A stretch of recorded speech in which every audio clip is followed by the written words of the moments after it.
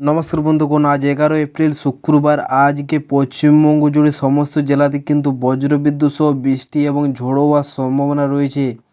সাথে রয়েছে কালবৈশাখী ঝড়ের সম্ভাবনা। তো কোথায় কেমন বৃষ্টিপাত হবে, কোথায় শিলাবৃষ্টির সম্ভাবনা রয়েছে, তা সম্পূর্ণ জানাবো ভিডিওর মাধ্যমে। তো ভিডিওটা অবশ্যই স্কিপ না করে পুরোপুরি দেখবেন এবং চ্যানেলটা তো নতুন হয়ে থাকলে চ্যানেলটি সাবস্ক্রাইব করে দেবেন সর্বপ্রথম এরকম আবহাওয়ার আপডেট পাওয়ার জন্য। তো চলুন দেখে নিই আজ থেকে আগামী 2-3 দিন কোথায় কেমন আবহাওয়ার আপডেট দিয়েছে আবহাওয়াবিদরা। আজ 11 তারিখ দেখতে পাচ্ছেন পুরো উত্তরবঙ্গ জুড়েই কিন্তু 50 থেকে 60 কিলোমিটার গতিবেগে দমকা হাওয়া বইতে পারে উত্তর দিনাজপুর, দক্ষিণ দিনাজপুর এবং মালদা জেলাতে। এবং সাথে 40 থেকে 50 কিলোমিটার গতিবেগে ঝোড়ো হাওয়া বইবে উপরের 5 জেলাতে: দার্জিলিং, কালিম্পং, জলপাইগুড়ি, আলিপুরদুয়ার, কোচবিহার। এইসব জেলাতে কিন্তু 40 থেকে 50 কিলোমিটার গতিবেগে ঝোড়ো হাওয়া বইতে পারে। এবং আইসোলেট হেভি রেন 7 থেকে 11 সেন্টিমিটার বৃষ্টিপাত হতে পারে জলপাইগুড়ি জেলাতে। বাকি দক্ষিণবঙ্গের সমস্ত জেলাতে কিন্তু বজ্রবিদ্যুৎ সহ বৃষ্টির পূর্বাভাস রয়েছে। এবং সাথে 40 থেকে 50 কিলোমিটার গতিবেগে ঝোড়ো হাওয়া বইতে পারে পুরুলিয়া সহ বাঁকুড়া, পূর্ব বর্ধমান, পশ্চিম বর্ধমান, বীরভূম, মুর্শিদাবাদ, নদিয়া। তার মধ্যেও 30 থেকে 40 কিলোমিটার গতিবেগে ঝোড়ো হাওয়া বইতে পারে ঝাড়গ্রাম, পূর্ব মেদিনীপুর, পশ্চিম মেদিনীপুর, হুগলি, হাওড়া, দক্ষিণ চব্বিশ পরগনা, উত্তর চব্বিশ পরগনা, এইসব জেলাতে। তো কোথায় কত পরিমাণ বৃষ্টিপাত হবে তা দেখার আগে দেখে নেব আগামী 2-3 দিন কোথায় কেমন বিদ্যুৎ এবং দমকা হওয়ার আপডেট দিয়েছে।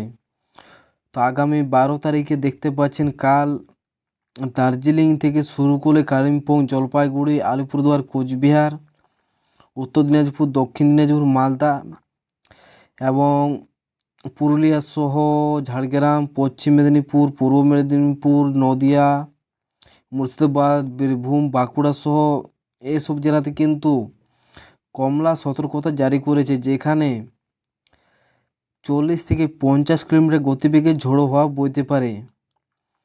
এবং আইসোলেট 7 থেকে 11 সেন্টিমিটার বৃষ্টিপাত হবে দার্জিলিং এবং কোচবিহার জেলাতে 12 তারিখে।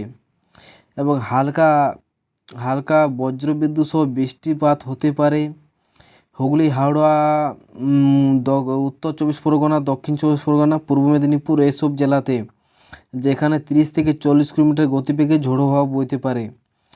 এবং আগামী 13 তারিখ দেখতে পাচ্ছেন উত্তরবঙ্গের সমস্ত জেলাতে কিন্তু কোনো সতর্কতা নেই এবং কমলা সতর্কতা আছে বীরভূম, পশ্চিম বর্ধমান, বাঁকুড়া, পূর্ব বর্ধমান, হুগলি, তারপরে নদিয়া। এইসব জেলাতে 50 থেকে 60 কিলোমিটার গতিবেগে ঝোড়ো হয় এবং বজ্রবিদ্যুৎ সহ বৃষ্টিপাত হতে পারে। এবং মুর্শিদাবাদ জেলা, পুরুলিয়া, তারপরে ঝাড়গ্রাম, পশ্চিম মেদিনীপুর, পূর্ব মেদিনীপুর, দক্ষিণ চব্বিশ পরগনা, উত্তর চব্বিশ পরগনা, হাওড়া, কলকাতা সো এইসব জেলাতে কিন্তু 40 থেকে 50 কিলোমিটার গতিবেগে ঝোড়ো হওয়া এবং দমকা হওয়া বইতে পারে এবং সাথে বজ্রবিদ্যুৎ সহ বৃষ্টিপাত হবে। তো চলুন দেখে নিই আজ 11 তারিখ থেকে কোথায় কত পরিমাণ বৃষ্টিপাত হতে পারে।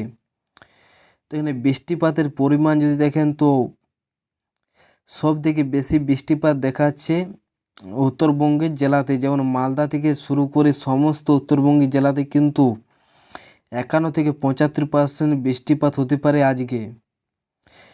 এবং এই বৃষ্টিপাতের সম্ভাবনা সম্ভবত সন্ধ্যার দিকে হতে পারে।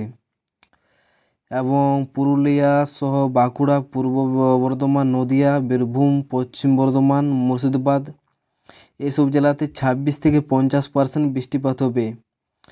এবং পশ্চিম মেদিনীপুর, ঝাড়গ্রাম, পূর্ব মেদিনীপুর, উত্তর চব্বিশ পরগনা, দক্ষিণ চব্বিশ পরগনা, হুগলি, হাওড়া এইসব জেলাতে কিন্তু 0 থেকে 25% মধ্যে বৃষ্টিপাত হতে পারে, মানে হালকা বৃষ্টিপাতের সতর্কতা আছে।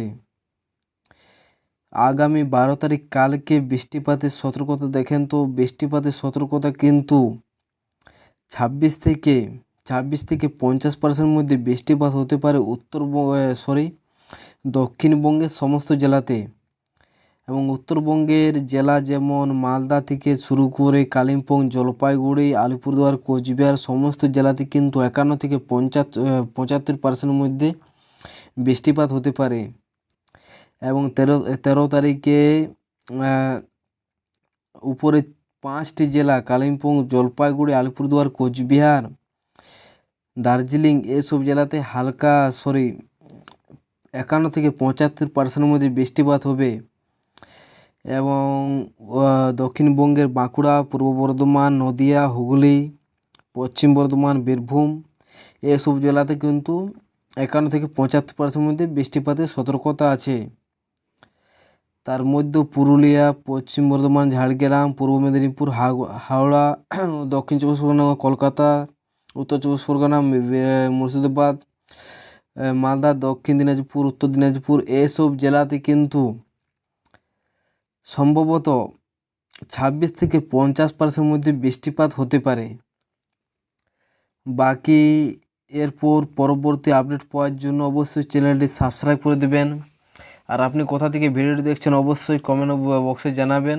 আর আপনার জেলাতে কোথায় কেমন আবহাওয়া আছে অবশ্যই কমেন্ট বক্সে বলবেন। ধন্যবাদ।